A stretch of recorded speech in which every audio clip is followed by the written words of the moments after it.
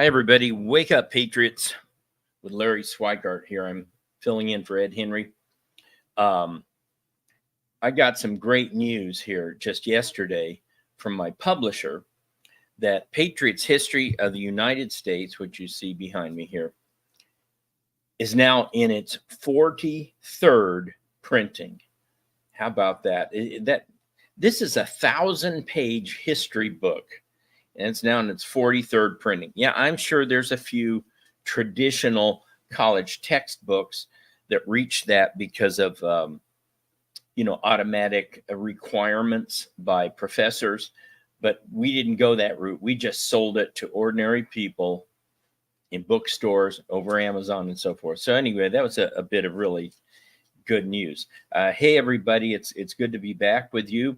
If you'll recall, last week, we had not yet had the announcement by Bobby Kennedy that he was withdrawing from the race in several states, suspending his campaign, as he put it, and remaining in other states. So we're going to discuss that. We're going to discuss where he might fit in a Trump administration. I'm going to burst some of your bubbles. I'm going to explain to you why he can't be in certain positions. We're going to get into some of this continued horrible polling. More came out today. It's ridiculously bad. It's wrong. It's hoax polling. They know it. But we'll get into that. Then I had a conversation with a former congressman, very powerful congressman, on the House Intel Committee. And the main purpose of my discussing this stuff with him was to look at what it would take to basically get rid of the FBI and the CIA. And so you'll get some interesting insight from that discussion later in the show. And then finally, as I've been doing here for the last several weeks, as a historian here, one of the things I want to do is to regularly alert you to research and books and articles that are out there that you need to be aware of, that whether they are having some major impact, I don't know. My point is that they are accurately capturing what's going on and are worth looking at. Now, just a note on AI. Increasingly, AI has been used to do everything from publish a sermon on the end times in the book of Revelation, to writing college kids' papers. I want to caution you, not just because I'm an author and I benefit from this, but you need to start moving as much as possible into physical books, paper books, and the older, the better. Because before too long, between Wikipedia and AI and Google, they're going to start fiddling with actual documents. And you're going to think you're going to be reading the Declaration of Independence, the Constitution, but you're going to be reading an AI altered version that makes it better. So the way you can avoid this is to start a library. Get your library going in such a way that you can always check up on these people. They dread that. And so, you don't need to do it all at once. Just every month, buy a book, buy a different book. And I'm going to I'm sorry, that's bad English. Did you know that? Hopefully is an adverb. What you want to say is, and I hope, encourage you with a number of interesting titles that you can add to this library. All right. Let me mention this finally before we get started. I am at the Wild World of History, wildworldofhistory.com, and the Wild World of Politics. And if you want more political stuff, go to Wild World of Politics and sign up for my Insider. It's only $6 a month, and you get 3 weekly political analysis videos and dozens of pre-recorded videos on such things as Reagan, the American president. I just finished a series on Churchill. My next series is going to be Billy Graham. So check that out. If you want more history, I have full curriculum at thewildworldofhistory.com for high schoolers and in U.S. and world history, and I teach every lesson in video. So just check that out. Okay. So last week when we got together, Bobby was still in the race. He hadn't dropped out yet. On last Friday, in a 45-minute, very detailed statement, Bobby announced that he was suspending, that was his words, suspending his campaign in a number of battleground states and endorsing President Trump, but he would remain on the ballot in all the blue states. This is, of course, the Democrats' worst nightmare. If you believe the polls at all, Bobby was pulling about 5%, 6% in many of these states. Now, will all of his supporters go to Trump? Doubtful. Barris says the number is about 65%. I'm a little more pessimistic. I think it's probably closer to 55 to 60%. But the upshot is that Trump will benefit from Bobby being out of the race in Pennsylvania, Michigan, Wisconsin, Arizona. He was never on the ballot in Arizona and Georgia, so that wasn't going to be an issue. But in the other states, he could be a factor. Now, at first, the Democrats were telling us Bobby was irrelevant. He didn't matter. Oh, no, he's not going to hurt Biden. He's not going to hurt Harris. Well, now they're screaming like stuck pigs because he's not on the ballot there. And they're afraid that his supporters are going to go to Trump. That's what they believe. Whether it's true or not, that's what they believe. So they are desperately trying to keep him on the Michigan and Wisconsin ballots. The election boards or whoever is running things up there has said that he cannot withdraw his name from the Michigan and Wisconsin ballots. I mean, they fought like hell to keep this guy off the ballots. Now that he's on the ballot and they see where he's pulling from, they're trying to keep him on the ballot. Same thing is happening with Jill Stein and the Green Party, and Cornel West and whatever party he's representing is they're trying to keep them off the ballots. So, yeah, this is the party of democracy, right? These are the people who really want to save democracy. Everything they talk about is we're going to save democracy, except when it comes to actually being democratic, small d. So I think there's no question that Bobby is going to help Trump. His endorsement will help. His absence. Oh, and let's talk about this. Let's say they're successful and he stays on these ballots. How much does that hurt? I think that makes very little change, maybe a point of his total influence. So if he was going to move the dial 5 points, maybe he'll move the dial 4 points. I don't know. But the fact is, his voters are very dedicated. That's why they were his voters. They loved his issues of protecting kids from big pharma, of food, of no uke war, all the stuff he agrees on Trump with. And we'll get into that in just a second. His voters are educated. They're politically astute. They know what they're doing. So I don't think whether he's officially on a ballot or officially off a ballot, it's going to matter. I think his voters know what he wants, and what he wants is for Trump to beat Harris. So I don't think that's going to be a major problem. So in his speech, this 45-minute tour de force, he just tore the deep state apart. He really landed on about 3 or 4 major points. One was he opposed the Ukraine war. Second, he wanted to end the weaponization of the DOJ, the deep state, the CIA, the FBI. Of course, he believes that the CIA was involved in JFK's murder and probably his own father's murder.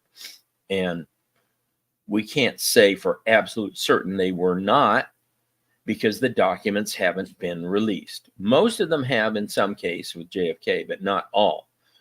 And this needs to be addressed in the next administration. He believes in crushing the power of big pharma, investigating Dr. Fauci, or as I lovingly call him, Dr. Fallacy, and the CDC, and all of that big food apparatus. Now, is his vision of totally organic, homegrown food possible or even likely? No, not at all. But Robert Barnes and Richard Barris did a poll funded by the 1776 project, legal project, on the 4 freedoms of food freedom, financial freedom, medical freedom, and speech freedom. And they worded the questions correctly. Now, here's another issue with polls. I mean, not so much with head-to-head presidential polls, but with issue polling. How you state the issue is critical.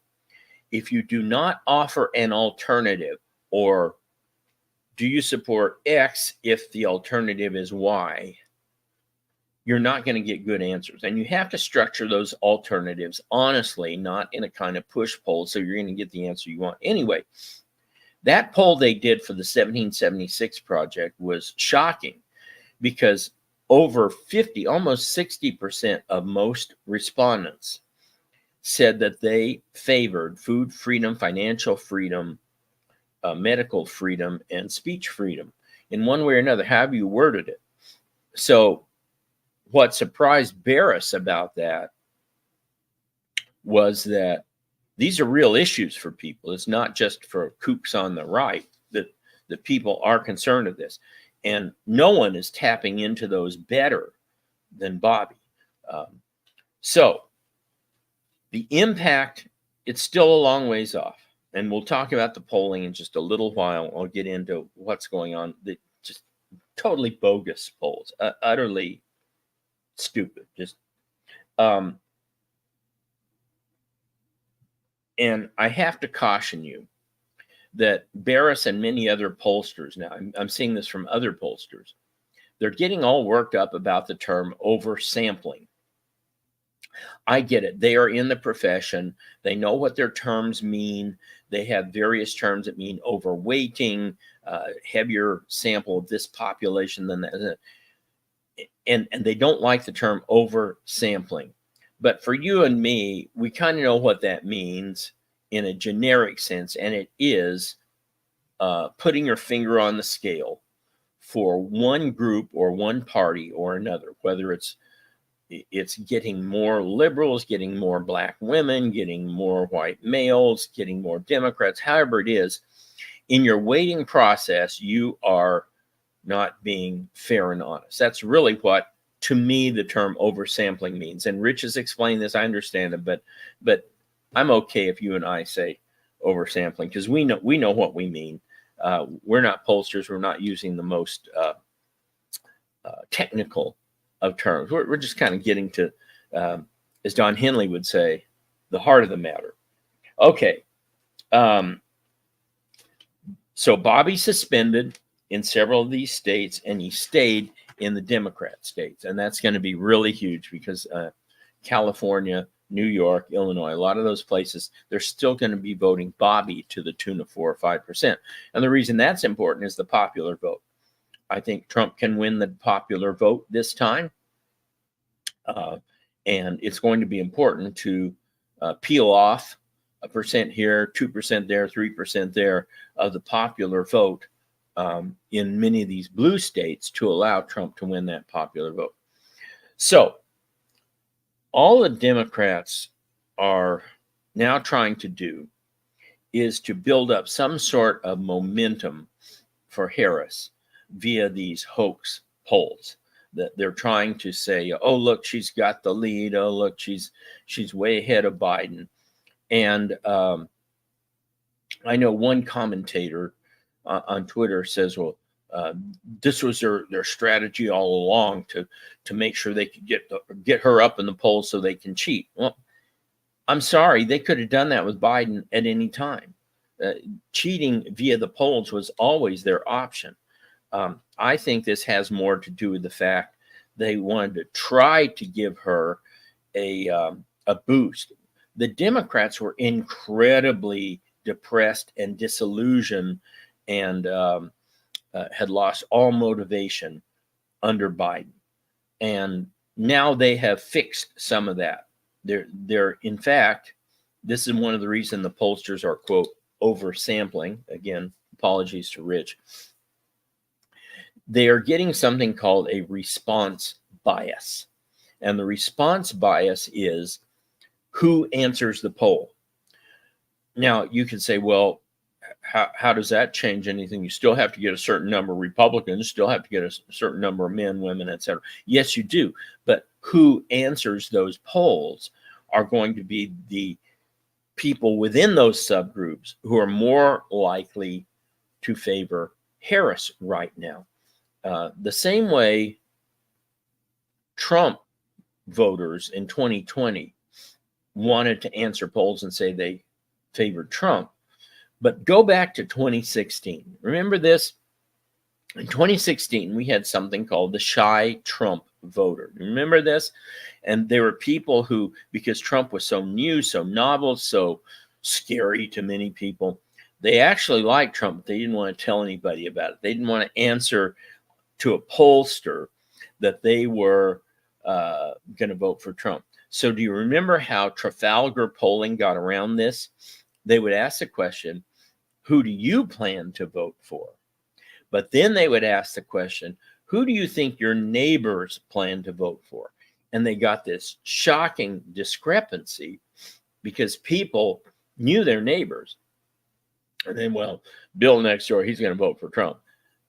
And so Trafalgar was able to be one of the two most accurate pollsters in 2016. Barris was the other one, and caught Trump's lead in Michigan and Pennsylvania. I don't know if Trafalgar got Wisconsin right. I know Barris, his internal polling showed Trump winning Wisconsin, but he couldn't believe his own polls. And so he had a final of Hillary +1 in Wisconsin. But what you're seeing with the response bias is basically the opposite of the shy Trump voter, which is these Harris people having been depressed for a year now. They can't wait to answer. And so you're going to get a disproportionate number of every category, even if you have, so if you get, you know, what about Republicans? Well, you're going to get the John McCain, Mitt Romney Republicans. We're going to say, oh, I'm going to vote for Harris. So you're going to have to allow this to, like a bad you-know-what, flush through the system. And it will. All this stuff is going to flush through the system. Now, Fabrizio a few weeks ago said that Harris is going to have a month. He said 2 weeks. I always said at least a month of good polling. And then I think you're going to start to see some of these people do what they call herd, which is they're going to start to move back to real numbers because they don't want to look too stupid. Although, I'm going to caution you here. I think many of these pollsters are so in the bag and they think they have an opportunity now to affect an election. I think many of them may just stay where they are for the rest of the cycle. Some will move, but you're going to have to understand what's going on with the pollsters and not get worked up and not get freaked out, and certainly don't get demoralized. Send in your early ballots, go in person and vote, and just swamp them. Because remember, these people, these pollsters at the state level, in 2016, they were off by an average of almost 7 points. 7. That's double the margin of error. Even Barris in 2020 in Minnesota was off by 8 points, and he's a very good pollster. So don't get worked up about these. Here's something to think about. Trump is gaining support from a whole bunch of Democrats, former Democrats, Democrats who are not part of the old Democrat Party, and people such as Tulsi Gabbard and other Democrat defectors for Trump.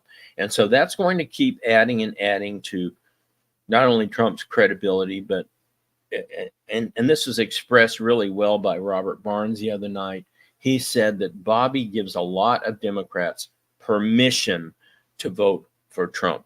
And I think that's absolutely right. And the more of these Democrats like Tulsi Gabbard, if Joe Rogan would get off his butt and come on board, which he really needs, all these kinds of people, they will each in their own way continue to give people permission to vote for Trump.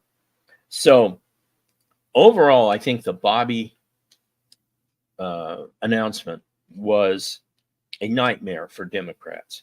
And Barnes said, quote, this really pretty much ensures a Trump win. Barnes went through his pick on states. Now you have to understand, Barnes is a gambler, and he literally puts his money where his mouth is. And the only time he said he has ever lost money on wagers in gambling was in the 2022 election, when he had money on the Republicans to win a certain number of House seats, and they didn't. So you got to understand, Barnes is probably a little more accurate than some of these other people, and he has Trump winning Nevada, Pennsylvania, and even Maine. Personally, right now, I have the race at Trump at 312 electoral votes. His ceiling could be 360. I think with a good burst, he'll probably hit 320 to 340, but I don't see him getting much below 312. Okay, so we looked at the Democrats trying to keep Jill Stein off the ballot. And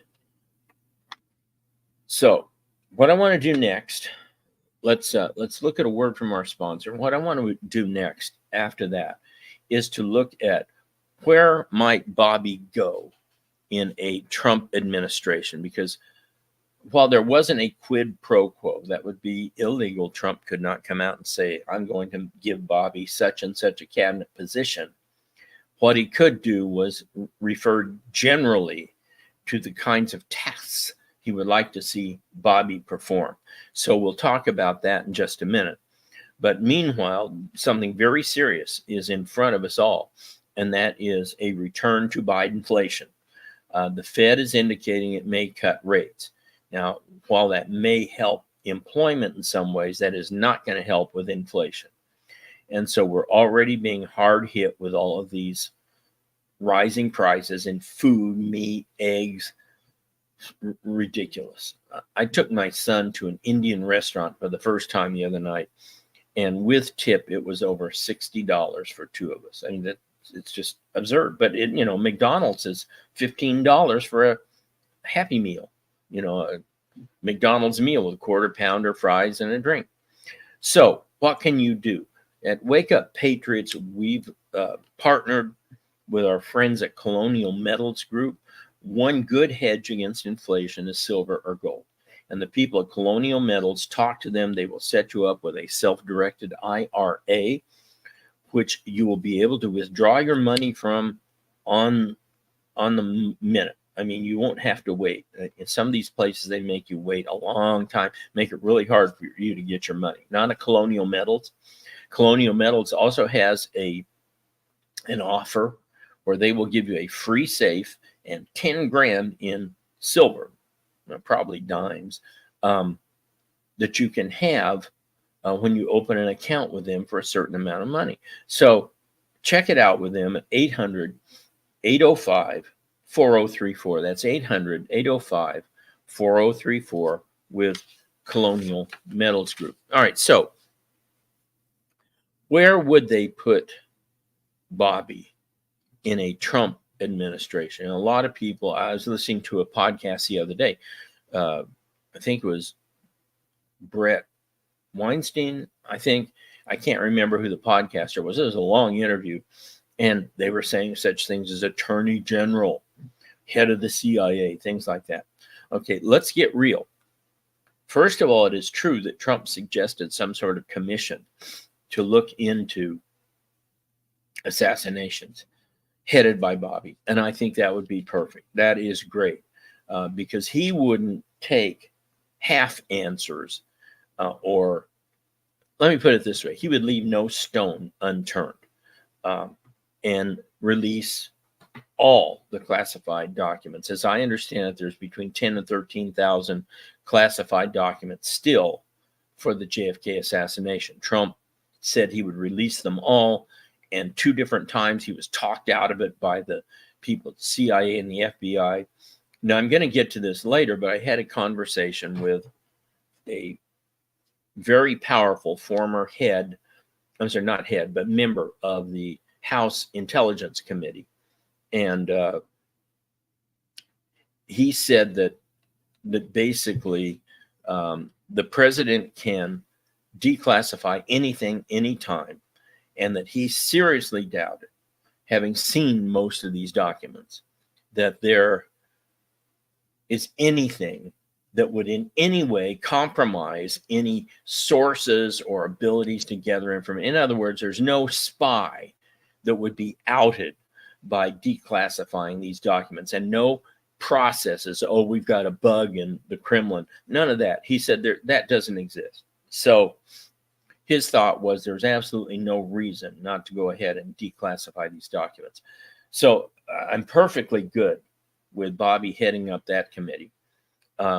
Others are saying, Secretary of Health and Human Services or Secretary of Agriculture. No. Here's why. You do not want Bobby Kennedy, as strong as he is on 2 or 3 positions, to be in the line of secession. Read Tom Clancy's book, Debt of Honor, right? Things can happen. And Bobby is great on some issues, and he's horrible on climate change. He's not good on J6ers. Now, maybe he's changed his attitude a little bit. He's bad on several issues. He wants affirmative action, for example. He didn't like the court's decision on affirmative action. So you don't want him in the line of secession, a secretary of. You certainly don't want Bobby as Attorney General. That would be a disaster, because while he could get many of the people we want got, he also would get a number of people we don't ever want got. So how best to use him? The thought was on that podcast that CIA director could be outflanked, that a CIA director, he wouldn't know everything that was going on. They wouldn't be able to really affect change. And again, going back to my conversation with this congressman, he said that's not the case. He says whether they will admit it publicly or not, CIA directors have seen all the black files. They know where all the black money is, and they know mostly what's in the still classified files. So here's what I'd suggest. Head of the FDA would be great. He could go after both big pharma and big food and work on both of those. He could bring Dr. Fauci, or as I like to call him, Dr. Fallacy, into the docket, get him up there in front of a court and have him answer some questions. Anything like that is not a cabinet level position would be fantastic. Any heading a commission on assassinations, FDA. There was one more I thought of. What was the other one? I had another one. Remember, he said that children were his number one issue. And while I think he would be great at CIA or something like that, I think probably his best use would be in the FDA, where he can start working on behalf of children with these multiple required vaccines and all this other stuff. So just don't put him in a cabinet level spot. Don't do that to him, because it would come back and possibly hurt us a little bit. So I'm going to rearrange things before I talk about polling, since I mentioned him already in a couple of references.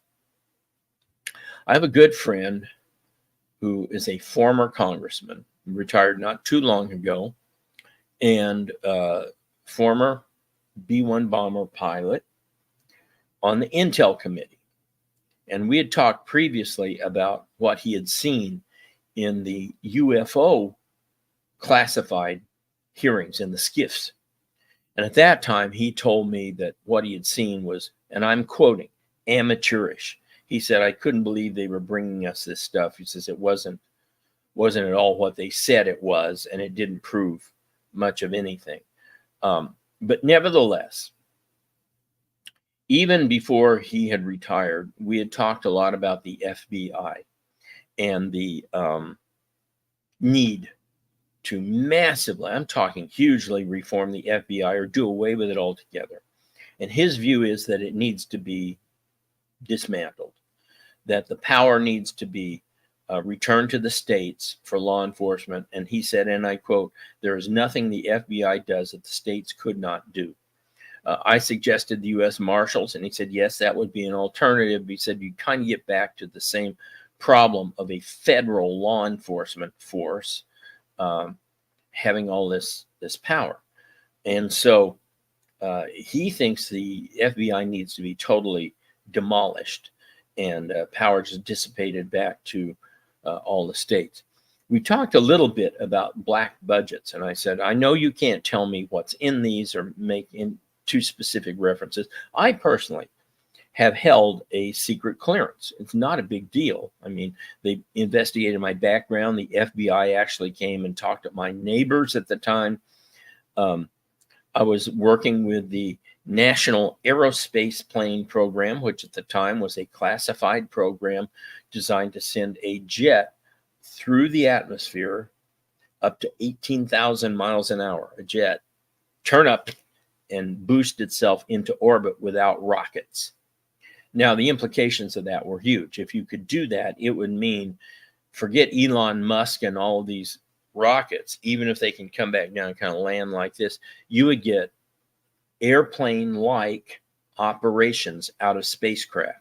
You would take off and land just like an ordinary airplane. But the trick was you had to get it up to 18,000 miles an hour. That was the problem the program had, and we never solved it in the 6 years I was there. Nevertheless, I know what it's like to hold a secret clearance. And I will tell you honestly, one of the biggest disappointments of my entire life was the day I was read into the secret program. And this is at Wright-Patterson Air Force Base. And I went in, and I'm going to find out where all the alien bodies are. I'm going to learn about where that spacecraft is, you know. And I go in, and they give me one little red folder. I mean, it was nothing, right? I open it up, and there's like 2 pages in there.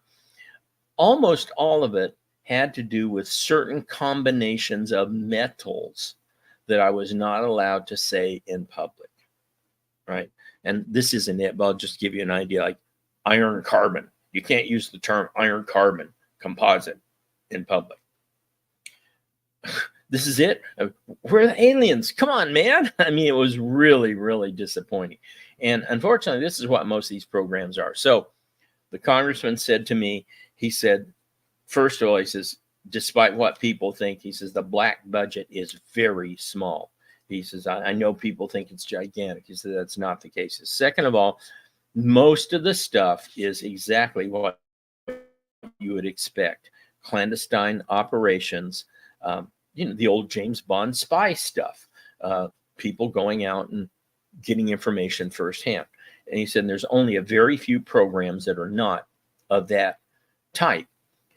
And I said, well, does a CIA director know about these? Because one of the complaints in that podcast was the CIA director, if you put Bobby in the CIA, that the CIA director could be walled off, that it was a cabinet level position or a, not cabinet level position, it was a bureaucratic position, was their phrase, that would be easy to conceal information from. And the congressman said that is not the case. He says whether they will admit it in public or not, the director of the CIA knows everything that's happening within the agency. And he he suggested a couple of names because I said, who is out there who we could trust to go in and really fix the CIA? And he gave me a couple of names, and I think they were good ones. I'm not going to use them yet. I suggested him. For a lot of reasons, he does not want to go back to Washington. However, I think patriotic duty could bring him back. And he said, yes, I've been in contact with the Trump team many times.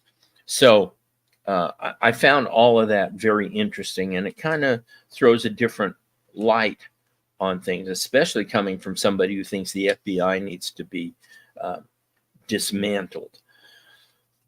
All right, well, while we're talking about all this, remember, we're battling the inflation bug. I don't see it going away anytime soon. Even if we have a recession, I could see us falling back to 1970 stagflation. Any of you remember that?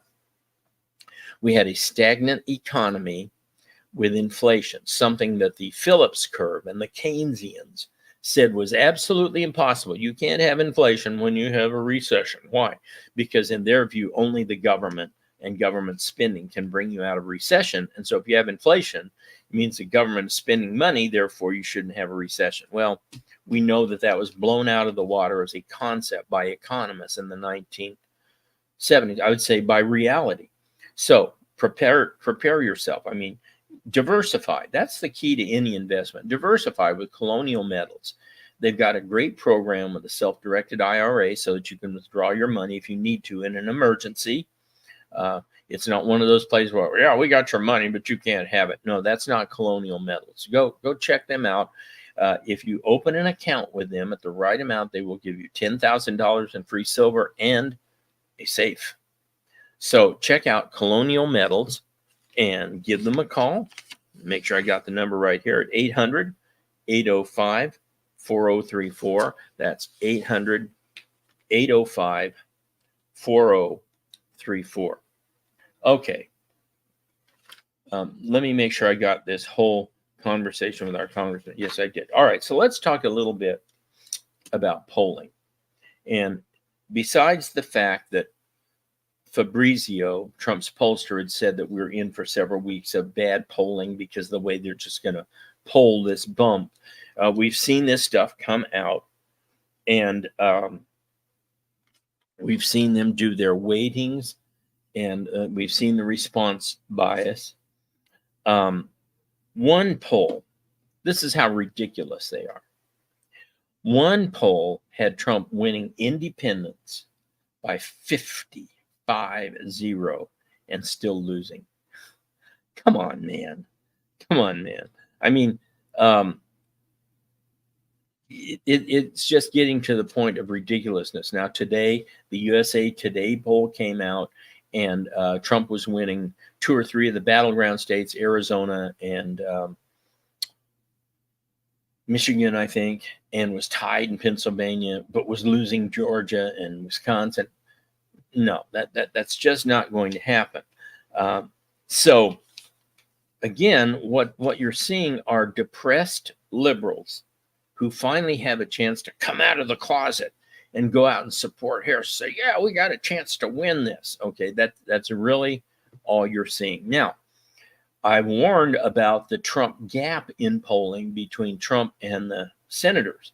It looks as though Tim Sheehy in Montana has finally broken out with a fairly significant lead. Last poll I saw, he was up 7 over John Tester.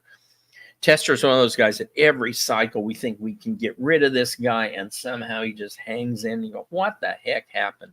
But I think Sheehy now is going to win that election in Montana. Justice will absolutely win in West Virginia. We saw a poll out yesterday, a little surprising, that Larry Hulk Hogan is tied in Maryland. So let's say Trump performs as we think he's going to perform, not as the hoax pollsters think he's going to perform, wins a popular vote by 1, and wins a number of these states by 4 or 5 points, such as Arizona and Georgia, and has enough juice to pull Carrie Lake over. I think she's trailing now, but is within range. I don't think she's down 10. Pull over Hulk Hogan, maybe pull over Bernie Moreno in Ohio. In other words, there is a possibility that a strong Trump performance, and by the way, he is always, always, always underpolled. He was underpolled in 2016. He was underpolled worse in 2020, even though he lost, right? So they are underpolling Trump right now.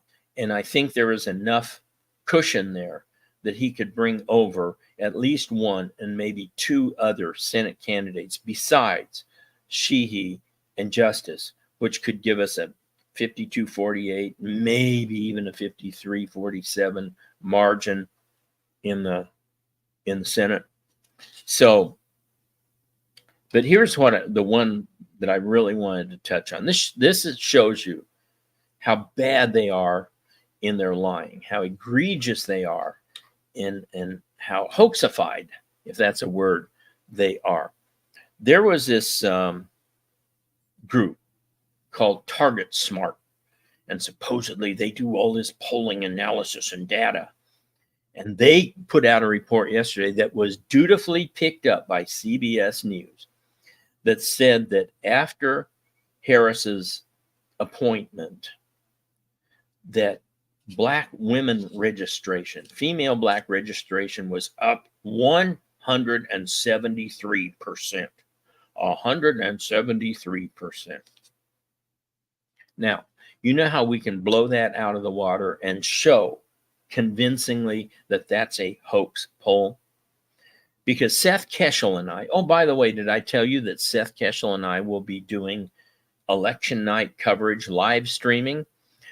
Go to decisionusaonline.com. That's decisionusaonline.com and get the information. We will be doing live streaming election night coverage. I did it with Rich Barris and Tracy Beans in 2020, and we had almost 1 million viewers. Our goal this year is 2 million viewers.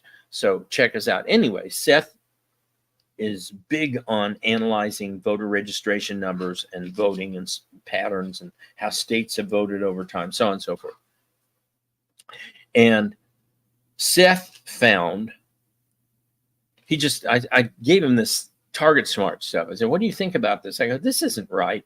And he immediately shot back, North Carolina voter registration numbers. Are you ready for this? Because they identified by race in North Carolina. So Harris has increased Black women by 173%, right? North Carolina, since Harris's installment, 3,000 new Black registrations, 12,000 white registrations. So if Harris caused Black women to out-register, to zoom up by 173%, how many thousands of percents did white voters increase after Harris's? It's crazy. It didn't happen. I mean, that's all Blacks. That includes all men. So you got to figure at least 40% of that 3,000, okay, somewhere around 1,400 is going to be men. So it means a total of 1,600 Black women registered since Harris, whereas you had 12,000 whites. And as always, I'm going to remind you that the voter registration stats are marching, maybe even galloping toward Republicans. In Maricopa County, I checked the stats this morning. Republicans are up just in Maricopa County, Arizona, by 161,400 voters. 161,400. That's just Maricopa County. Statewide, try 261,000. Now, they adjust these daily. Could drop by a few hundred. That's a 250,000 lead for Republicans in Arizona. 250,000. And it's not just Arizona. We are seeing these same voter registration trends everywhere you can measure it. California, Republicans are gaining registrations on Democrats in California. No, they're not going to take California, and they're not moving fast enough. But it is significant that even in California, this is happening. Okay. Iowa, Ohio, Florida, Pennsylvania, major Republican inroads in Pennsylvania, major inroads. North Carolina, the Democrat lead in North Carolina, they had a lead when Trump won in 16 of something like, I don't know, 200,000. They had a lead when Trump won North Carolina in 2020 by 175,000. Democrats now have a lead in North Carolina by under 150,000. Under. Trump already won twice, a much bigger lead. So he's going to win North Carolina. Repeat after me. North Carolina is not a swing state. Florida, we can track voters in Florida. Florida's gone from about 600,000 Democrat advantage in 2012 to 800,000 Republican advantage right now. They may come close to 1 million by election day. Okay, because all the trends are moving the same direction in favor of Republicans. So here's the point. Wherever you can track this, even in Nebraska's 2nd district, where the Democrat lead has been cut by 2/3, Republicans are gaining registrations over Democrats everywhere. What does that tell you about polling? That it's bogus. You can't have these registration trends because you'd have to constantly be reweighting the samples to show more and more and more and more Republicans. They are not doing that. All right. One last word here for colonial metals, and then I'm going to talk to you about a couple of books that you really need to know about. Colonial metals is going to help you diversify your portfolio so that you don't get hammered by Bidenflation. And it's coming back because the Fed just said they're going to cut interest rates, probably. So inflation is not going to go away. So look into diversifying into silver and gold with Colonial Metals Group. Let them help you with a self-directed IRA where you can withdraw your money whenever you need it. That's a very key concern for people holding metals is, can I actually get my money if I need it? It does you no good to have silver and gold if you can't get it in an emergency. They also will set you up with an account with a free safe and $10,000 in free silver if you get the right kind of account. So check them out. Colonial Metals Group, 800-805-4034. That's 800-805-4034. Okay. I wanted to discuss with you, because I see one of my roles here as education and informing you about books and papers and research that you might not otherwise know about that is pretty important. And there's a couple of books by the same author. One is iGen, like iPhone, iGen by Gene Twenge, Twenge, Gene Twenge, Twenge. And the other, also by Gene Twenge, just a font of information, is called Generations. She has assembled the most astounding data set I've ever seen. She looked at something like 110 different surveys from World War II to the present. You know, these guys, their names escape me now, but they did the book called, the earlier book, Strauss and Howe did the earlier book called Generations. And then I think they did a book called The Fourth Turning that almost everybody cites. Well, Twenge far exceeds that. She's looked at over 110 studies that total 100 million samples at various ages in various states and various parts of people's lives that she's put together in this study of these generations. And so she kind of went through what each generation's characteristics were like and what it means for the rest of us. It's interesting that if you're my age and you grew up in the 60s, late 50s, early 60s, you remember a time of incredible personal freedom, right? Unless you were in a city where maybe things are a little bit different. I remember after school, come home, say hi to my mother, who was a homemaker. She was fixing dinner, cleaning the house, or whatever. And if I might grab a snack or not. And then I would hop on my bike. I had one of those Stingrays with the high handlebars and the banana seat. My banana seat was purple sparkle. You had to pedal like heck to get anywhere. It was not like a 10 speed, but it looked cool and it was fun, and it didn't hurt if you fell off. So I'd hop on my Stingray and bicycle all over town, see my friends, go to the playground, go to their houses, whatnot. And my mother didn't know where I was. Her instructions were be home by 5 o'clock, dinner, 5:30, whatever the time was. I could even ride out to my friend's house, which I did, 3-4 miles outside of town. At that time, outside of town was outside of town. We're talking dirt roads at that point. You get too far out of Chandler in 1960, you were in dirt roads, farms. But you've all probably experienced this, that you would hang out with your friends and do various, often very dangerous things for hours. You remember playing on monkey bars and parallel bars, where if you fell off, you often fell on either cement or hard dirt, sometimes with some broken glass in it, right?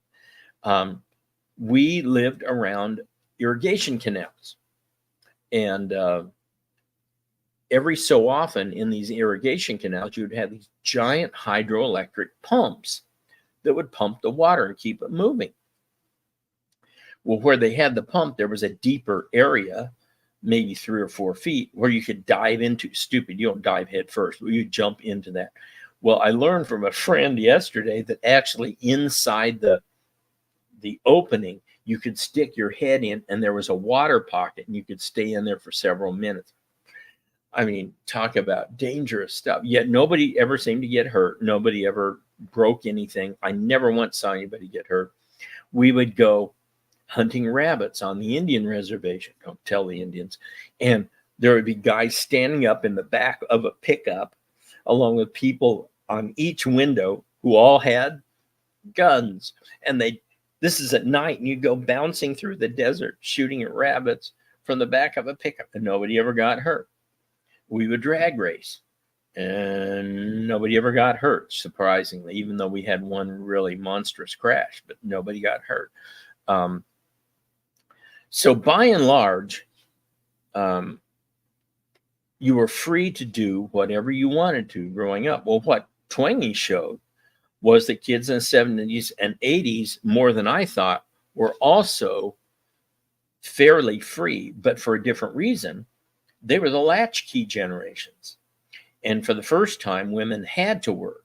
So instead of my mother being there cooking and cleaning, saying, come back in 3 hours, there was nobody there, but you would all arrive back home at about the same time. You had your own key and so on and so forth. So the point is, there was a tremendous amount of individual freedom and responsibility and learning by doing, learning from experience. If you got hurt, you remembered, don't do that again. That was stupid, right?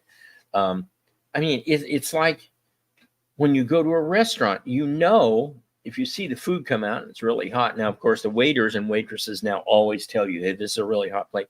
But back in the day, they didn't tell you that. You take a bowl of soup or something, before you shove it in your mouth, you test it and make sure it's not going to burn your tongue off, right? This is how we learn. Twenge shows there has been a massive, massive change in how we learn.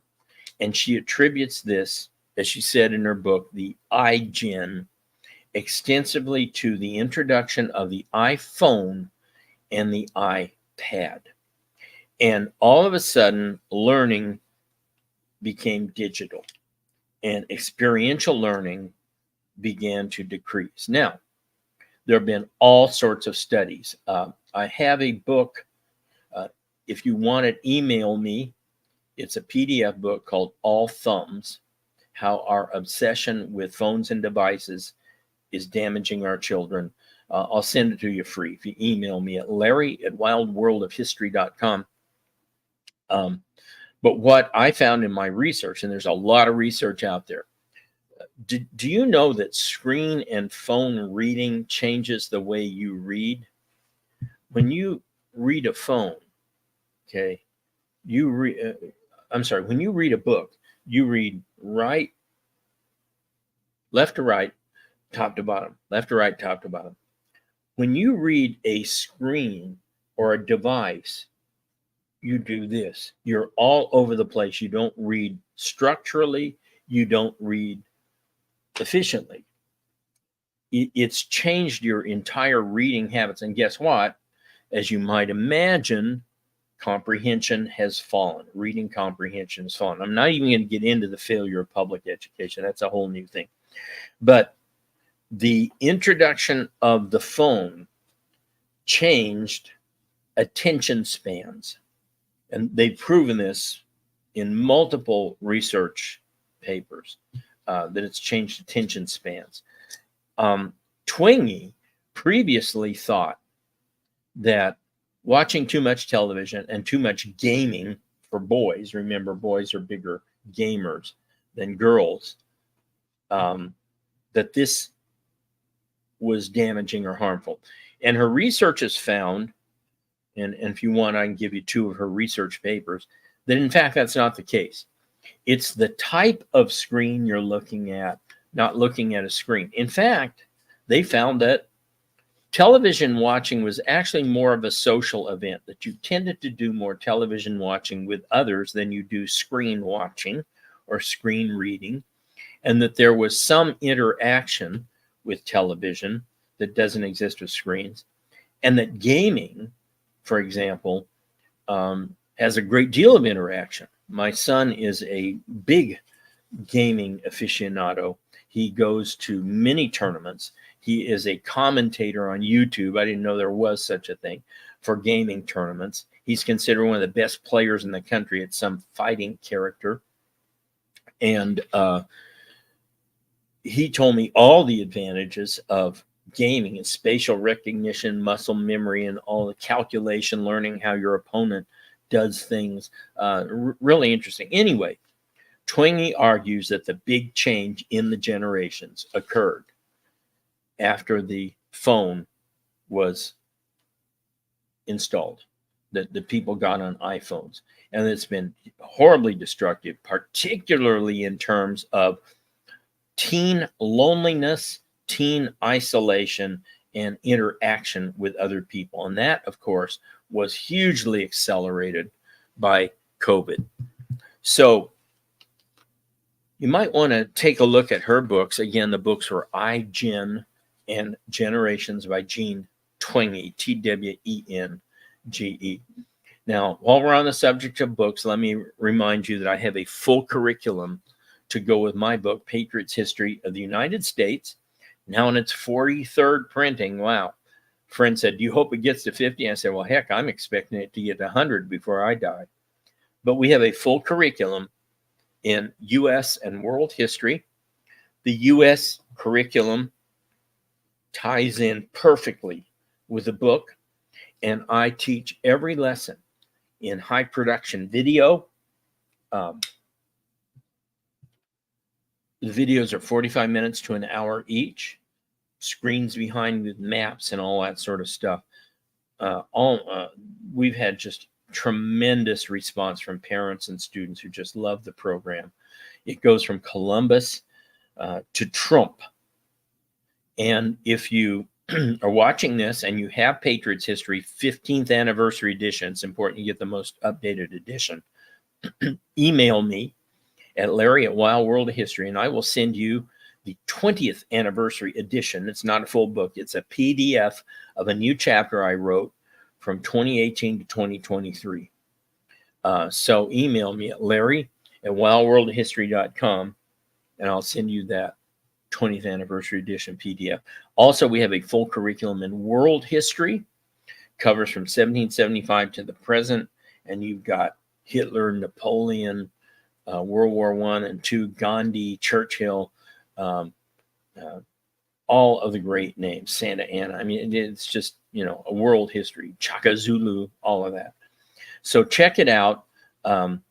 We've got full curriculum for high schoolers, no license to expire, yours as long as you need it. Also, remember, I'm over at wildworldofpolitics.com. And if you want more Larry, go to the Insider, sign up for $6 a week. All right, folks. Well, it's been fun waking you Patriots up and keeping you awake here. And I will see you guys back here next week.